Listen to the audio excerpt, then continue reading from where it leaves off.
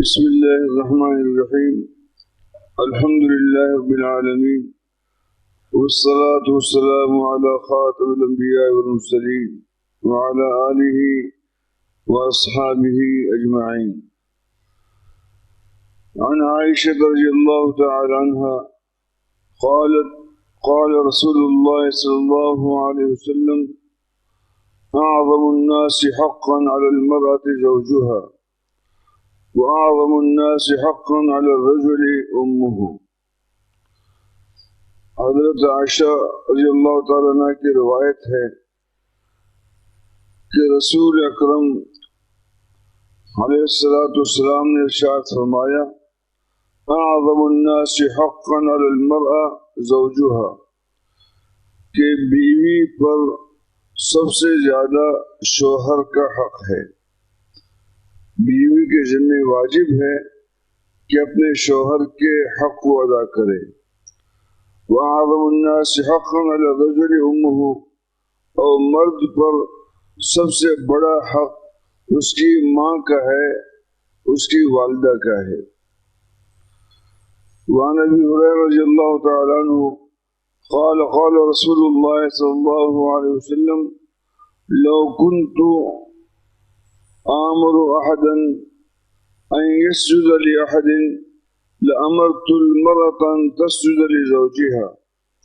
آپ کا ارشاد گرامی ہے کہ میں اگر کسی کو حکم دیتا کہ وہ کسی کے لیے سجدہ کرے تو میں عورت کو حکم دیتا کہ وہ اپنے شوہر کو سجدہ کرے، اسی کے شوہر کے حقوق بہت زیادہ ہیں.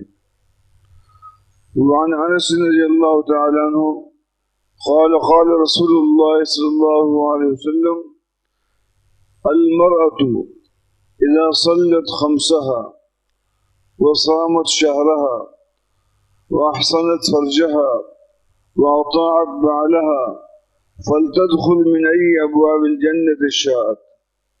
آپ کے ارشاد گرامی ہے کہ عورت اگر 5 وقت کی نماز پڑھے، نمبر 2 وصامت شہرها، رمضان کے مہینے کے روزے رکھے، نمبر 3 واحسنت فرجها، اپنے شرمگاہ کی حفاظت کرے، نمبر 4 واطاعت بعلها، اپنے شوہر کی فرما برداری کرے، اپنے شوہر کی فرما برداری کرے.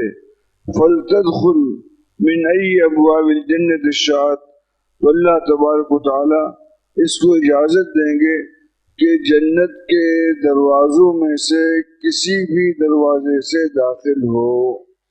جنت کے 8 دروازے ہیں، ان 8 دروازوں میں سے وہ کسی میں بھی داخل ہو. شرط یہ ہے کہ ان اعمال کو مکمل کرے. آپ دیکھیں، 5 وقت کی نماز، روزے، شرمگاہ کی حفاظت، اسی کے ساتھ ساتھ شوہر کی اطاعت اور شوہر کی فرما برداری. وعن ام سلمہ رضی اللہ تعالی عنہ قالت قال رسول اللہ صلی اللہ علیہ وسلم: ایما امرأة ماتت وزوجها عنها راض دخلت الجنہ.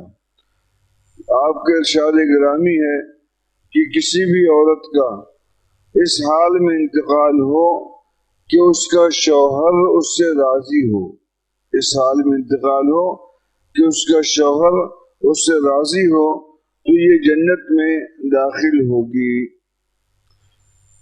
حضرت جابر رضی اللہ تعالیٰ عنہ کی روایت ہے، ایک لمبی حدیث ہے، اس کا ایک حصہ یہاں پر ہے کہ حجۃ الوداع کے موقع پر، آخری حج کے موقع پر آپ نے ارشاد فرمایا: اتقوا اللہ فی النساء، اے لوگو عورتوں کے بارے میں اللہ سے ڈرو، عورتوں کے بارے میں اللہ سے ڈرو. وَإِنَّكُمْ أَخَذْتُمُوهُنَّ بِأَمَانِ اللَّهِ، اور تم نے عورتوں سے شادی کی ہے اللہ کے امان کے ساتھ، یعنی شادی کرنے کے بعد در حقیقت عورت اللہ کے امان میں ہوتی ہے. شادی کرنے کے بعد عورت اللہ کے امان میں ہوتی ہے۔ جو خاتون، جو عورت اللہ کے امان میں ہو تو شوہر کو زیب نہیں دیتا کہ اللہ تبارک و تعالیٰ کے امان کو توڑے۔ وَاسْتَحْلَلْتُمْ فُرُوجَهُنَّ بِكَلِمَةِ اللَّهِ، اور اللہ کے حکم سے تم نے ان کے شرمگاہوں کو حلال کیا، یعنی نکاح کرنے کے بعد۔ وَلَكُمْ عَلَيْهِنَّ أَلَّا يُعْطِينَ فُرُوشَكُمْ أَحَدًا تَكْرَهُونَهُ، اور عورتوں پر تمہارا حق یہ ہے کہ اپنے بستروں پر تمہارے رضا کے بغیر کسی کو نہ چھوڑیں۔ اپنے گھر میں آپ کی اجازت کے بغیر، شوہر کی اجازت کے بغیر کسی کو نہ چھوڑیں۔ فَإِنْ فَعَلْنَا، اگر انہوں نے نافرمانی کی، فَاضْرِبُوهُنَّ ضَرْبًا غَيْرَ مُبَرَّحٍ، تو کچھ سزا ان کو دو۔ وَلَهُنَّ عَلَيْكُمْ رِزْقُهُنَّ وَكِسْوَتُهُنَّ بِالْمَعْرُوفِ، اور تمہارے اوپر عورتوں کا یہ حق ہے کہ ان کے کھانے پینے کا بندوبست کریں اور ان کے لباس کا بندوبست کریں۔ حضرت ابو ہریرہ کی روایت ہے کہ رسول پاک علیہ الصلوۃ والسلام نے ارشاد فرمایا، استوصوا بالنساء خیرا، کہ میں تمہیں وصیت کرتا ہوں، میں تمہیں وصیت کرتا ہوں کہ عورتوں کے ساتھ حسن سلوک کا معاملہ کیا جائے، بھلائی کا معاملہ کیا جائے۔ فَإِنَّهُنَّ خُلِقْنَ مِنْ ضِلْعٍ، اس لیے کہ عورتوں کو پسلی سے پیدا کیا گیا ہے۔ وَإِنَّ أَعْوَجَ شَيْءٍ فِي الضِّلْعِ أَعْلَاهُ، اور پسلی میں جو ٹیڑھا پن ہے اوپر والے حصے میں زیادہ ہے۔ فَإِنْ ذَهَبْتَ تُقِيمُهُ كَسَرْتَهُ، اس ٹیڑھا پن کو اگر آپ ٹھیک کرنا چاہیں تو آپ توڑ دیں گے، لیکن پسلی ٹھیک نہیں ہوگی۔ وَإِنْ تَرَكْتَهُ لَمْ يَزَلْ أَعْوَجَ، اور اگر آپ پسلی کو اسی حال میں چھوڑ دیں کہ ٹیڑھا ہے اور فائدہ اٹھاتے رہیں۔ عورتوں میں بھی اگر کچھ خرابیاں موجود ہیں تو آپ اس خرابی کے موجود ہونے کے باوجود ان سے فائدہ اٹھاتے رہیں۔ فَاسْتَوْصُوا بِالنِّسَاءِ، میں اللہ کا نبی تمہیں وصیت کرتا ہوں کہ عورتوں کے ساتھ بھلائی کا معاملہ کریں۔ وعن ابی ہریرہ رضی اللہ تعالیٰ عنہ قال قال رسول اللہ صلی اللہ علیہ وسلم، لا يفرق مؤمن مؤمنة ان کرہ منها خلقا رضی منها آخر، کہ کوئی بھی شوہر اپنے بیوی سے دل میں بغض نہ رکھے، کوئی بھی شوہر اپنے بیوی کے بارے میں دل میں بغض نہ رکھے۔ اگر عورت کی ایک عادت ٹھیک نہیں ہے، دوسری عادتیں تو ٹھیک ہیں، ایک عادت اگر اس کی ٹھیک نہیں ہے کوئی بات نہیں، باقی عادتیں اس کی ٹھیک ہیں۔ جو ٹھیک عادتیں ہیں ان کو بنیاد بنا کر آپ ان کے ساتھ معاملہ کریں۔ وعن عائشہ رضی اللہ تعالی عنہ قالت قال رسول اللہ صلی اللہ علیہ وسلم، ان من اکمل المؤمنین ایمانا احسنهم خلقا والطفهم باہلہ، آپ کے ارشاد گرامی ہے کہ تمام مومنوں میں ایمان کے لحاظ سے کامل، تمام مومنوں میں ایمان کے لحاظ سے کامل وہ مومن ہے جس کے اخلاق اچھے ہوں اور اپنے گھر والوں کے ساتھ مہربانی کا معاملہ کرتا ہو، اپنے گھر والوں کے ساتھ حسن سلوک اور نرمی کا معاملہ کرتا ہو۔ وعن ابی ہریرہ رضی اللہ تعالیٰ عنہ قال قال رسول اللہ صلی اللہ علیہ وسلم، اکمل المؤمنین ایمانا احسنهم خلقا وخیارکم خیارکم لنسائہم، کہ تمام مومنوں میں ایمان کے لحاظ سے کامل وہ ہے جو اخلاق کے لحاظ سے نہایت عمدہ ہو، اور تم میں سب سے بہتر آدمی وہ ہے جو اپنی بیویوں کے لیے بہتر ہو۔ اللہ کے یہاں، اللہ کے رسول کے یہاں تم میں سب سے بہتر آدمی وہ ہے جو اپنی بیویوں کے لیے بہتر ہو۔ ایک اور حدیث ہے، بی بی عائشہ رضی اللہ تعالیٰ نے فرماتی ہیں کہ رسول پاک علیہ السلام نے ارشاد فرمایا، خیرکم خیرکم لأہلہ وانا خیرکم لأہلہ۔ آپ کے ارشاد گرامی ہے، تم میں بہترین آدمی وہ ہے، تم میں بہترین آدمی وہ ہے جو اپنے گھر والوں کے لیے بہتر ہو۔ اور میں اللہ کا رسول تم سب میں اپنے گھر والوں کے لیے سب سے زیادہ بہتر ہوں۔ امام مالک رحمۃ اللہ علیہ فرماتے ہیں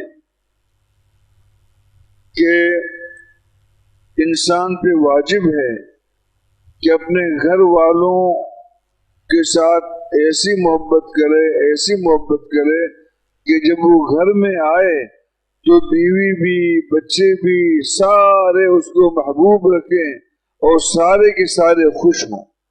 یہ نہ ہو کہ مرد گھر میں داخل ہو، ایک بچہ ایک چارپائی کے نیچے، دوسرا بچہ دوسری چارپائی کے نیچے گھسا، باپ کے روب کی وجہ سے ایسے نہ ہو، بلکہ باپ کی ذمہ داری ہے کہ وہ بچوں کو، گھر والوں کو ایسی محبت دے کہ یہ سب کے یہاں محبوب بن جائے۔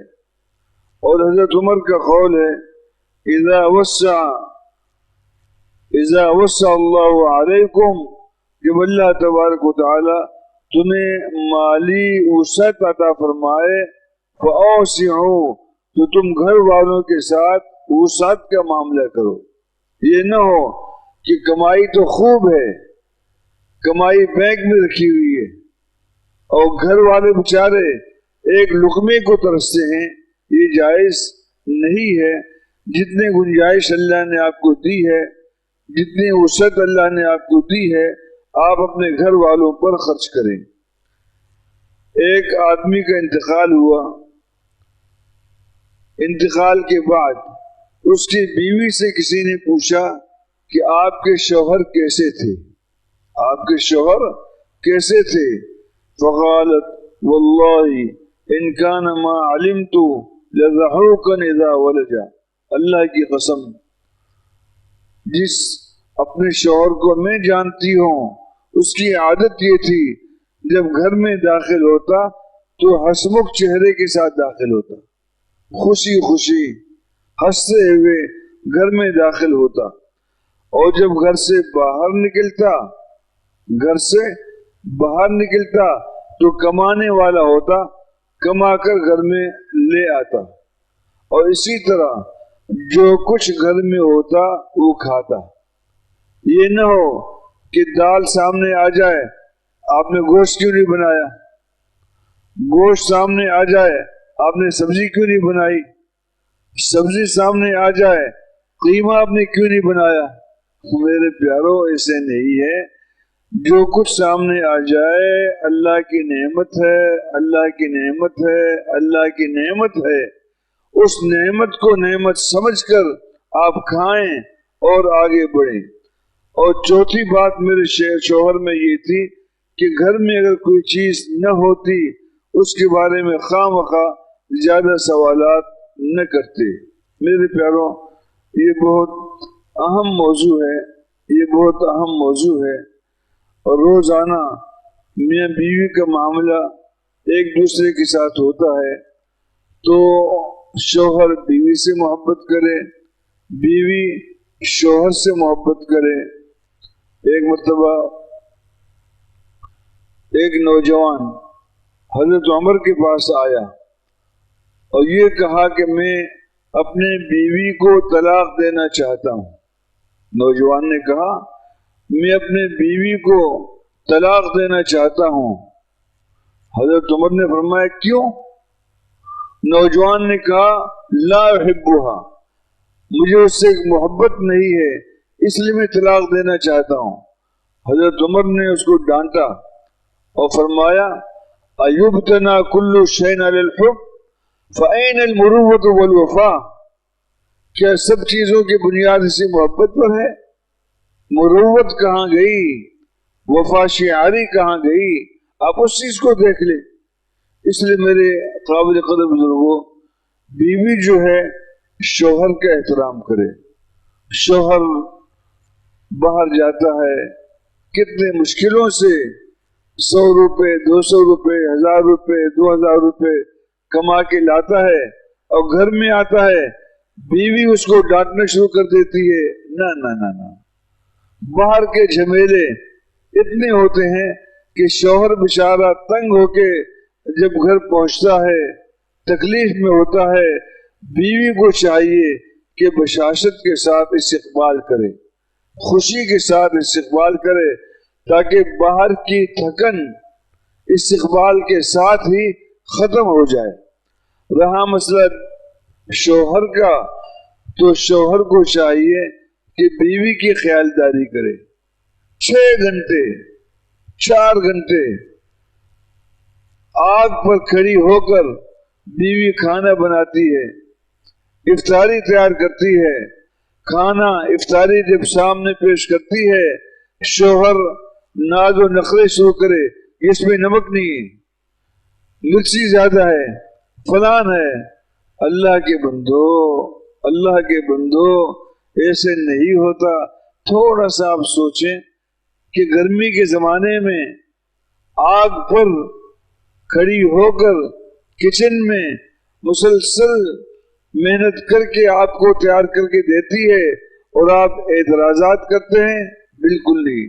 آپ استقبال کر کے ماشاءاللہ ماشاءاللہ، کھانا کتنا اچھا بنا ہے، کھیر آپ نے کتنی اچھی بنائی ہے۔ اور یہ اصول آپ یاد رکھیں، آپ جتنی تعریف کریں گے، جتنی تعریف کریں گے، اتنا ہی وہ خوش دلی کے ساتھ، بشاشت کے ساتھ آپ کی خدمت کرے گی۔ رہا مسئلہ نقص اور کمی کا، تو کچھ عیب شوہر میں بھی ہوتے ہیں، کچھ کمیاں بیوی کے اندر بھی ہوتی ہیں، جس حدیث میں آیا کہ جانبین ایک دوسرے کے کمیوں کو برداشت کرتے ہوئے، ایک دوسرے کی خوبیوں کو دیکھتے ہوئے زندگی کو بسر کر لیں اور آگے بڑھتے جائیں۔ اللہ تبارک و تعالی ہم سب کو ایک دوسرے کے احترام کرنے کی توفیق عطا فرمائے۔ ایک دعا ہے کہ ایک نوجوان لڑکا کینسر کا مریض ہے، شہروز نام ہے، ان کے لیے دعا فرمائے کہ اللہ پاک ان کو شفا کاملہ عاجلہ عطا فرمائے۔ اسی طریقے سے ایک نوجوان 4 سال سے جیل میں بند ہے، ان کے لیے بھی دعا فرمائیں کہ اللہ تبارک و تعالی ان کے لیے اور تمام لوگوں کے لیے آسانیاں پیدا فرما دیں۔